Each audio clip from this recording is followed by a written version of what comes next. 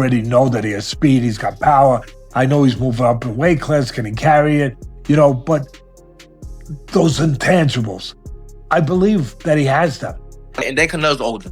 Crawford has the ability, but he's small, and he can look bigger Crawford could look bigger in the weigh-ins and all that stuff, but it's always a difference. When you get that fight with somebody, you can tell. Same thing with Jamel. Jamel fought him, the twin. He fought Crawford, and in all the stuff, the weigh-ins and the press conference. Too fast and too smart for Canelo. Even Canelo is a good boy. I'm not saying nothing from not taking nothing from Canelo. Canelo Alvarez versus Terence Crawford is already being billed as the biggest fight of the year, and legendary trainer Teddy Atlas has offered a brutally honest breakdown. Atlas argues that Crawford has all the tools to win, no matter the weight. Class. Praising Crawford's discipline, adaptability, and all-around skills, he insists the Nebraska star is sharper, hungrier, and more dangerous at this stage. In contrast, Atlas claims Canelo is no longer the same fighter who once dominated boxing, saying the Mexican icon has lost the fire that made him great. He even went as far as calling Canelo overrated compared to Crawford, stating that Crawford's focus and drive make him the clear favorite. The urgency's not there. The fire's not there. At least it wasn't there a week ago. At least I say that. It wasn't there a week ago. Maybe it'll be there now. Maybe he's the kind of guy that, and I get it, that at this point in their career, it has to be a big fight to get up. That Canelo can't get up for these fights. He couldn't get up for that fight.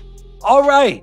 If you want to go down that road, go ahead. But my road is still possible. That he got old, that it just doesn't have that fire no more. Oh my God, I'm gonna say this one. That maybe he's a little overrated. I listen, I know he's tremendous. He's tremendous. But could he be a tiny bit overrated? If you look at some of his biggest fights, the fights where you had to be great to win, that you fought great fighters or near great fighters, you can make the argument that he lost the first Triple G. He didn't embarrass himself, but he got a draw. Second one, you can make the argument he lost that. I know it was a different kind of fight, and he got better. But you can make the argument he lost to Lara. He did lose to Mayweather. You can make the argument it was too young in his career. Maybe. Although it wasn't that young. He turned pro when he was 15 or 16. Egidijus Mean Machine. Kavaliauskas, who has shared the ring with Terence Crawford, strongly believes size will not decide this fight. He argues Crawford's ring IQ, adaptability, and timing far outweigh Canelo's natural advantages in weight and strength. According to him, Crawford is one of the most calculated fighters of his generation, able to adjust mid-fight, dismantle opponents, and dictate pace, distance, and rhythm. Those elements, he says, matter more than raw size and power. For Mean Machine, this matchup favors the fighter with superior tools and sharper execution, and that fighter is unquestionably Crawford. No, it's not good for Crawford. Canelo's too big. Right now, my position changed. I think Crawford is too fast and too smart for Canelo. Even Canelo is a good boy. I'm not saying nothing from not taking nothing from Canelo, but the way when you see oh, he's too big, when you see Usyk fights and what Usyk did to the big guys like Joshua and Fury, so the size and that doesn't matter.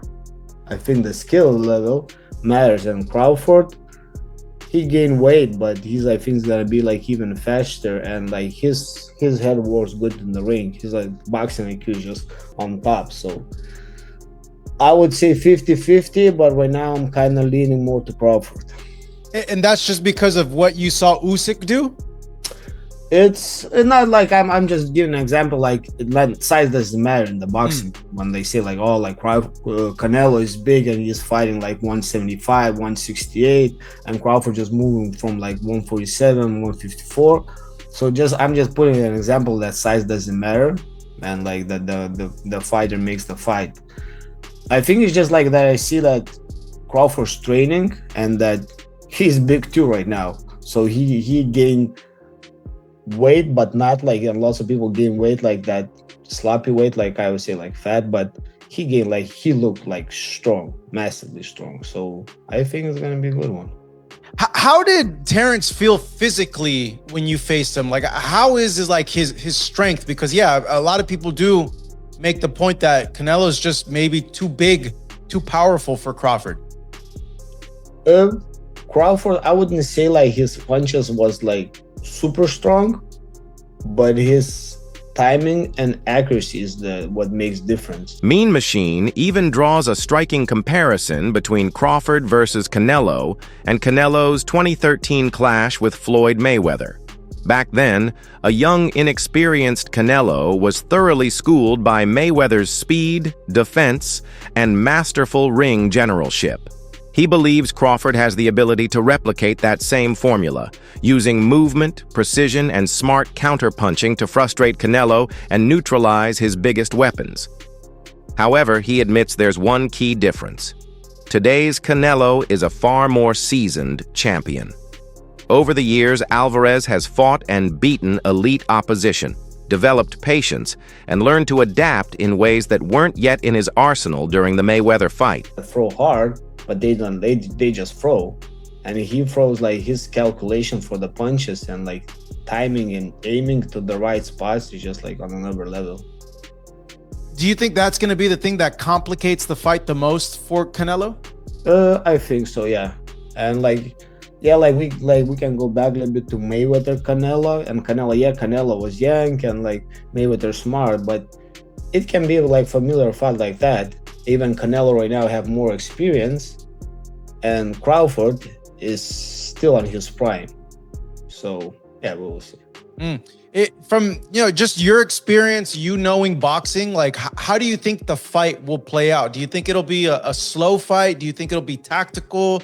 Like, do you think Crawford? I think it's gonna start a little bit slowly.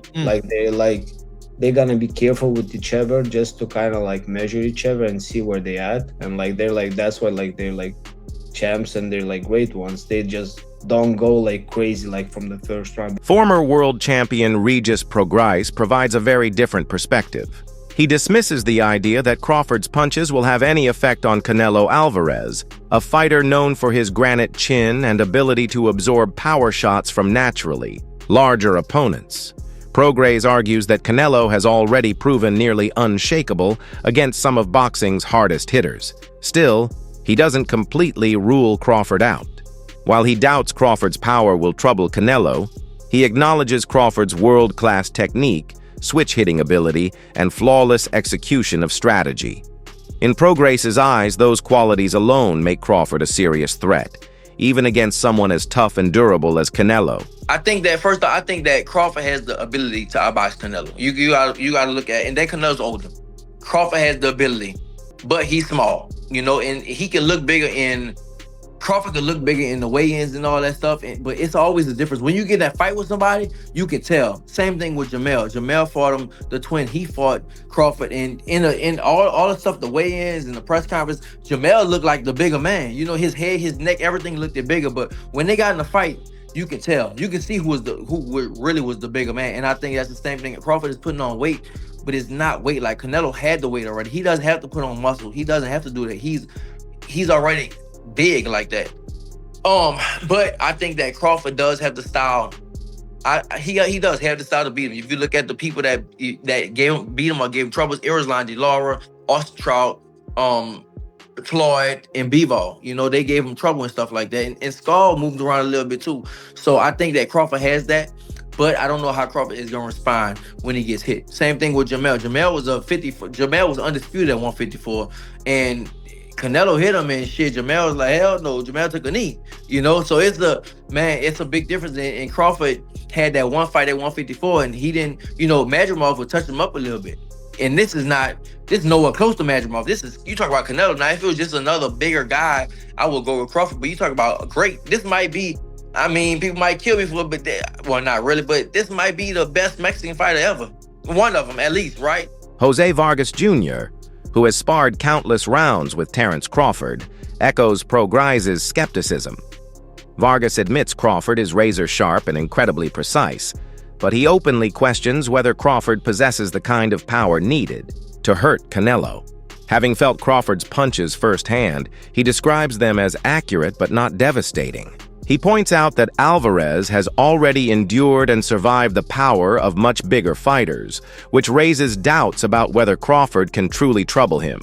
Still, Vargas concedes that boxing is not only about power.